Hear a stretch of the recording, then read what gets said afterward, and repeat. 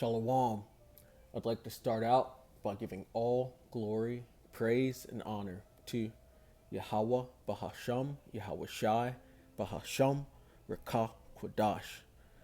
Double honors to the elders and apostles of the Great Millstone, and Shalom to the elect of Israel. This is Thamayim in Atlanta, and I have pulled up right here chapter 17 of the book The Prince by Niccolo Machiavelli. And this book is basically an instruction guide on rulership for soon to be rulers or princes. And since we are of the hopeful elect, we are looking towards rulership. And so I wanted to go into this because it speaks of love and fear, and whether or not it's better to be loved or feared. And within the scriptures, we know that Numbers and Leviticus and Deuteronomy, and throughout the scriptures, it says, fear the Most High. And it keeps reiterating that the fear of the Most High, and to fear Him, and it's better to fear Him.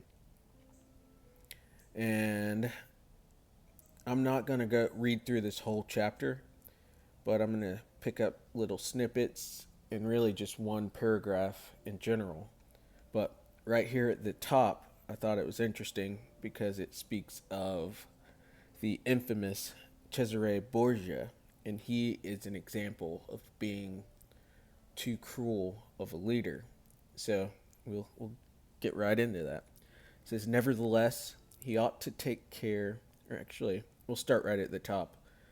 Coming now to the other qualities mentioned above, I say that every prince ought to desire to be considered clement and not cruel. Nevertheless, he ought to take care not to misuse his clemency. Cesare Borgia was considered cruel, notwithstanding his cruelty reconciled Romagna, unified it, and restored it to peace and loyalty.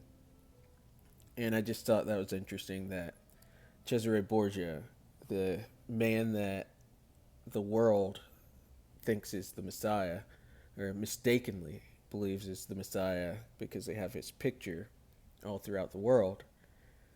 This first little part here says Cesare Borgia was considered cruel. And it's almost a encapsulation of the Edomites, of Esau himself. And I just thought that was a little pretty interesting that they mentioned him in here as an example of being cruel. But we're going to move down to this paragraph.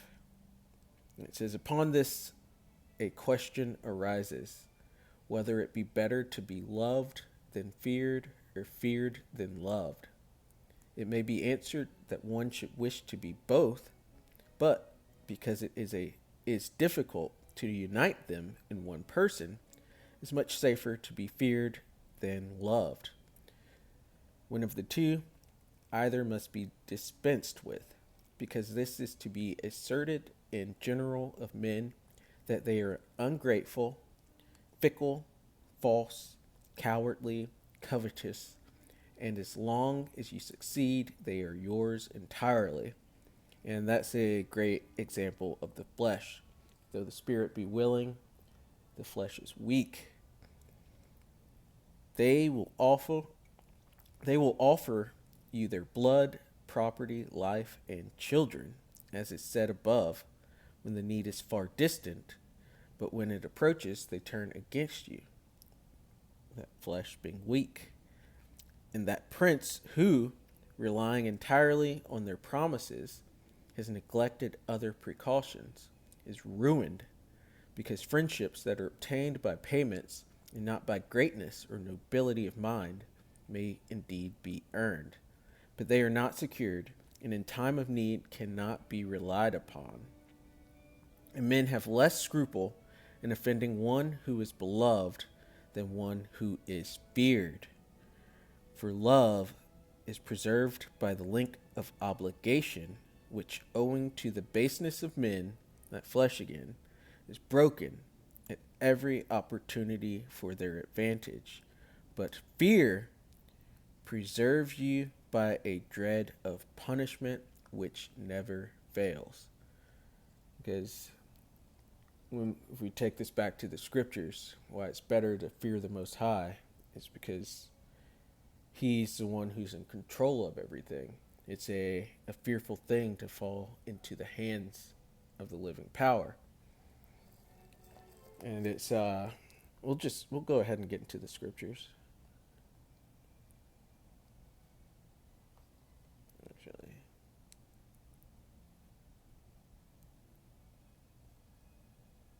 because above everything, we are to fear the Most High and keep His commandments. This is Ecclesiastes 12 and 13, and this could actually sum up everything that we just talked about. But Ecclesiastes 12 and 13, let us hear the conclusion of the whole matter. Fear the Most High and keep His commandments, for this is the whole duty of man. And it says so much and so little. That's, keep His commandments and fear Him the most.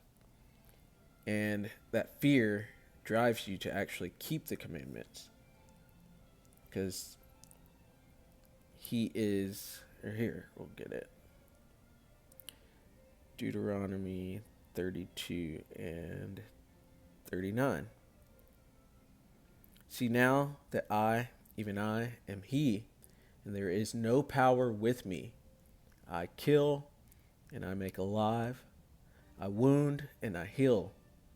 Neither is there any that can deliver out of my hand. And that's complete balance. Because a false balance is an abomination unto the Lord. But He is the one who is in control of all. So most of all, we have to fear the Most High. So hopefully nothing, Lord will, nothing terrible comes to us. And that's how we're in this whole predicament in the first place, being under the curses from breaking the Most High's commandments, and that came from a lack of fear. This is Matthew 10 and 28. And fear not them which kill the body, but are not able to kill the soul, but rather fear Him which is able to destroy both soul and body in hell. And that could be through countless numbers of ways that He can destroy both your soul and body. There's a million ways to die. And so it's better to just fear the Most High and keep His commandments.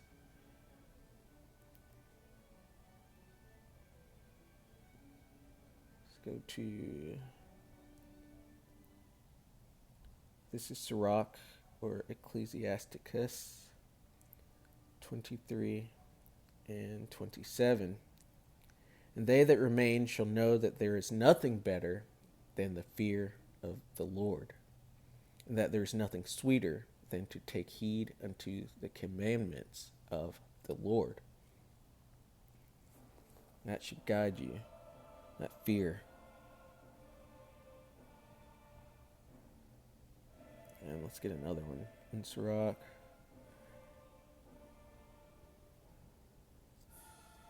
Sirach 11 and 14. Prosperity and adversity, life and death, poverty and riches come of the Lord. And so, if you fear the Most High and keep His commandments, you can hope to be on the better side of those. You can hope for prosperity and adversity in life over. You can hope for prosperity over adversity, and life over death, and riches over poverty, if you fear the Most High and keep His commandments. But the Most High is in in control of all that. Yahweh, Bahashem, Yahweh Shai. That's why we must fear him.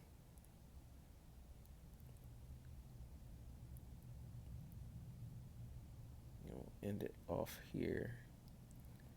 This is Hebrews 10 and 31. It is a fearful thing to fall into the hands of the living power. And it is. Which, if you fear the Most High and keep his commandments, Lord willing, you don't.